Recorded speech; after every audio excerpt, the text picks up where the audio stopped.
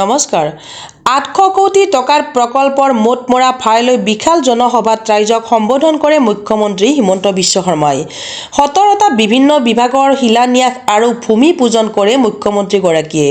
বিকাশৰ বাবে এটা পক্ষেকৰ অন্তৰ্গত যোৰহাটত বিভিন্ন আঁচনি প্ৰকল্পৰ শুভ উদ্বোধন কৰে মুখ্যমন্ত্ৰী হিমন্ত বিশ্ব শৰ্মাই আজি বিয়লি যোৰহাটত অনুষ্ঠিত হ'ব অসম চৰকাৰৰ কেবিনেট বৈঠক 857 কোটি টকা ব্যয় সাপেক্ষে বহুকেইটা প্ৰকল্পৰ কামৰ শুভাৰম্ভ কৰা হয় যোৰহাটত জেডিএছে খেলপথাৰত এক বিশাল ৰাজহুৱা সভাত মুখ্যমন্ত্ৰীগৰাকীয়ে শিলান্যাস তথা ভূমি পূজন কৰে ষ্টাফ ৰিপৰ্ট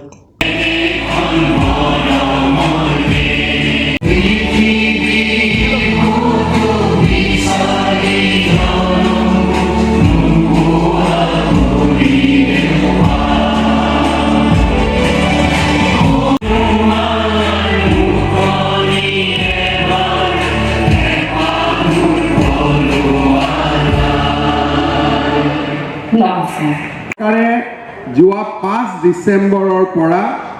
আমি এটা উন্নয়নমুখী যাত্ৰা আৰম্ভ কৰিছিলোঁ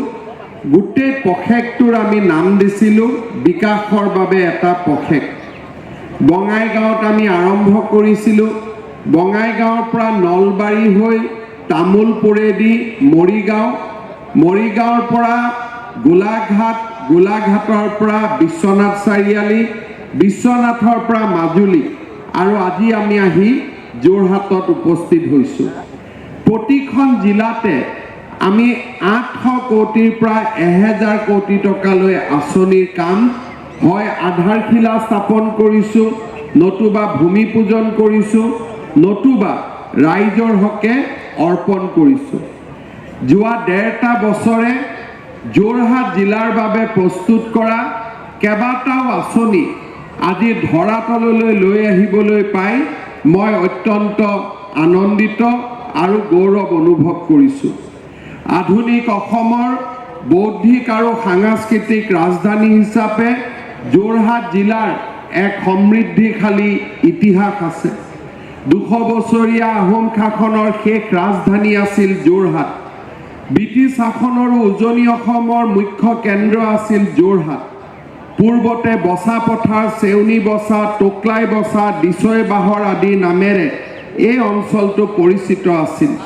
মোৱামৰীয়া বিদ্ৰোহৰ সময়ত পূৰ্ণানন্দ বুঢ়াগোহাঁই ডাঙৰীয়াই দিছৈত কোঠ মাৰি এখন নগৰ স্থাপন কৰিছিল ইয়াৰ ওচৰা ওচৰিকৈ দুখন হাট বহিছিল চকীহাট আৰু মাছৰ হাট এই জুৰিয়া হাটৰ পৰাই যোৰহাট নামৰ উৎপত্তি হয় এই নগৰৰ পৰাই কমলেশ্বৰ সিংহ চন্দ্ৰকান্ত সিংহ পুৰন্দৰ সিংহই ৰাজত্ব কৰিছিল যোৰহাট চহৰতে স্বৰ্গদেউ পুৰন্দৰ সিংহ আৰু তেখেতৰ পুত্ৰ কামেশ্বৰ সিংহৰ মৈদাম আছে 1528 চনত মহাপুৰুষ শ্ৰী শ্ৰী মাধৱদেৱে যোৰহাটৰ পৰা প্ৰায় 20 কিলোমিটাৰ দূৰৰ নামঘৰ প্ৰতিষ্ঠা কৰি এগছি বন্তি জ্বলাইছিল আৰু তাৰ স্থানীয় লোকসকলক সেই বন্তি গছি চিৰদিন জ্বলাই ৰখাৰ উপদেশ দিছিল সেই বন্তি গছি অসমৰ সকলো জাতি জনগোষ্ঠীৰ একতাৰ প্ৰতীক হৈ ঐতিহ্যমণ্ডিত ঢেকীয়াখোৱা বৰ নামঘৰত আজিও প্ৰজ্বলিত হৈ আছে যোৰহাটৰ ৰাজ্য চৰকাৰে প্ৰস্তাৱ আগবঢ়াইছে আৰু সমষ্টি পুনৰ নিৰ্ধাৰণটো বন্ধ আছিলে অসম চৰকাৰে আইন শৃংখলাজনিত পৰিৱেশ উদ্ভৱ হ'ব পাৰে বুলি কোৱা কাৰণে এতিয়া আমি লিখিত কৰি পঠাইছোঁ যে সমষ্টি পুনৰ নিৰ্ধাৰণ হ'লেও অসমত আইন শৃংখলাজনিত পৰিৱেশ সৃষ্টি নহয় মই ভাবোঁ আমাৰ চৰকাৰৰ পত্ৰখনৰ ওপৰত কেন্দ্ৰীয় চৰকাৰ আৰু নিৰ্বাচনী আয়োগে নিশ্চয় সময় উপযোগী সিদ্ধান্ত ল'ব